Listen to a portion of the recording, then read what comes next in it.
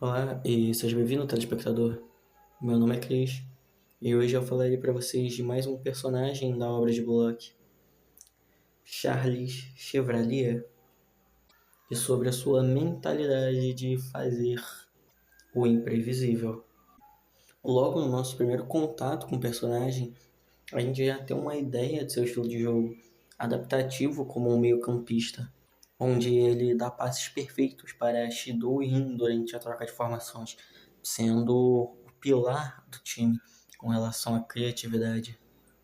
E lá mesmo, o Izag já tem a certeza que aquele garoto provavelmente tinha metavisão, pela sua grande facilidade a fazer e adaptar seus próprios passes, e a partir dali ele já sabe que Charles seria um problema. Não muito tempo depois, já somos jogados para a perspectiva do time do PXG. Locke, sendo um técnico deveras questionável, dá soluções simples e comentários sem muito peso para eles. Comentários do tipo: Shido, você está finalizando muito, porém você não está tendo uma conversão muito alta. E em você arrisca pouco, porém sua conversão está boa. E dando conselhos, sabe, básicos. Então, quando chega a vez de Charles, ele tampa seus ouvidos e diz que não queria escutar, até porque ele era do contra, ele iria fazer o contrário. E ele só questiona Locke se ele não poderia jogar no puro instinto. A partir daí, o próprio Charles já é apresentado como uma arma para Locke, um equipamento que poderia fazer ele superar o número 1.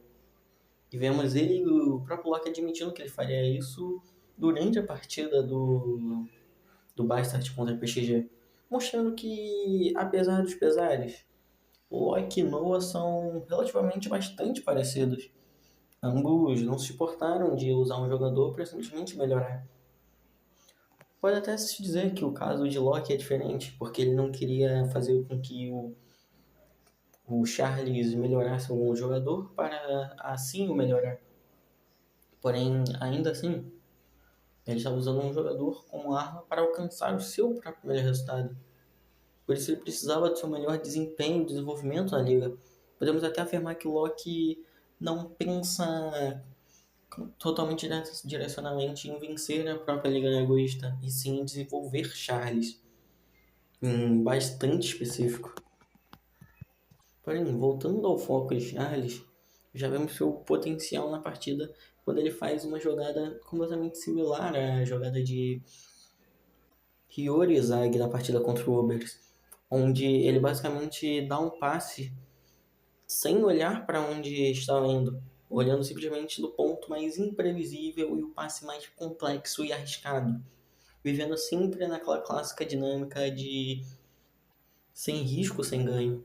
E lá ele encontra um atacante que conseguiria responder seus passes, e o Seixidou. Assim, saindo uma conexão e o gol do Dragão. A partir disso, a marcação do Hiyori acaba fazendo o Charles acabar dando uma diminuída e acaba perdendo um pouco de ímpeto no jogo. Então aí sai o gol de Zag e o gol de Kaiser. Porém, o próprio Rin desperta e isso atinge uma agulha de emoção no Charles, onde até certo momento, como eles estavam bloqueando o Shindo, ele até pede para sair do jogo, porque para ele, se ele não pode fazer o mais imprevisível, se ele não pode fazer o mais complexo, o mais difícil, não tem por que fazer.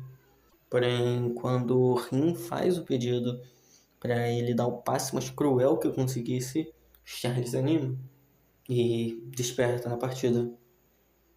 E com a ação do Tokimitsu segurando o Konigami por um tempo, o demônio estava livre. Com isso, o embate épico entre Izagi, Kaiser, Rin e Shilou entra-se de novo em disputa, com Rin saindo vitorioso, chocando contra Izagi contra Shuta.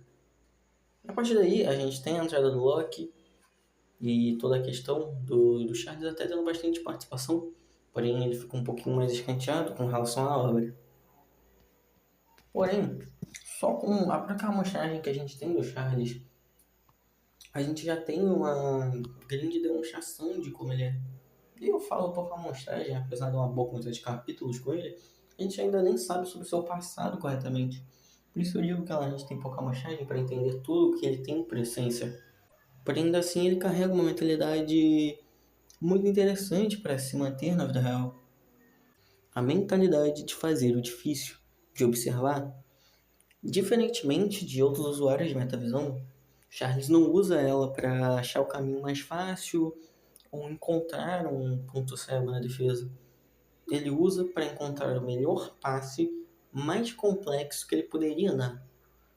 O passe que ele quer dar, aonde ele quer achar, o que ele quer encontrar. Poucos atacantes conseguiram repetir esse estilo. Até porque poderia até informar, poderia até dizer que é um chute basicamente impossível de se acertar. Porque apesar da qualidade de passe do próprio Charles, dificilmente eles estariam bem posicionados. Porém, vemos o como ele pode munir o atacante com muita capacidade e com muita observação instintiva. Charles não é um gênio, como as pessoas falam, ele é um pitch talentoso. Porém, isso é até uma dinâmica que eu gosto bastante do blog. Como a metavisão não se tornou uma arma repetitiva de dizer que o jogador analisa. Como cada usuário de metavisão tem sua diferença, tem o seu próprio diferencial. E o que faz com que eu possa gravar vídeos completamente diferentes sobre cada um, sem perder a essência principal de explicar um tipo de mentalidade. Porém, a do Charles se baseia nisso, de fazer o difícil, de adorar o difícil, de buscar a situação mais imprevisível, difícil que ele possa fazer e assim realizar a melhor ação com relação a isso. A gente até vê um gol dele, algo que muita gente não esperava, por ele ser um meio-campista e ele jogando no mesmo time do Loki durante a Copa do Mundo Sub-20. O que eu gosto de onde eles dão esse protagonismo ao Charles. E como eu mesmo disse, como você pode levar isso para o real? Abdicando de só tentar fácil, de saber arriscar. Arriscar é lucro. Não existe um lucro alto se você não tem um risco. Essa regra é do mundo de negócios. Porém, isso também se afeta a nossa vida. Se não nos arriscarmos, se não tentarmos as opções, nem que sejam mais difíceis, mesmo que sejam as que nós queremos, nós nunca alcançaremos nossos sonhos. Para isso, devemos fazer isso. Devemos tentar, devemos arriscar. Sem medo, por pura emoção, assim como Charles. Bom, se inscrevam no canal, deixem um like, hypem o vídeo, comentem alguma sugestão para próximos vídeos e fim da comunicação.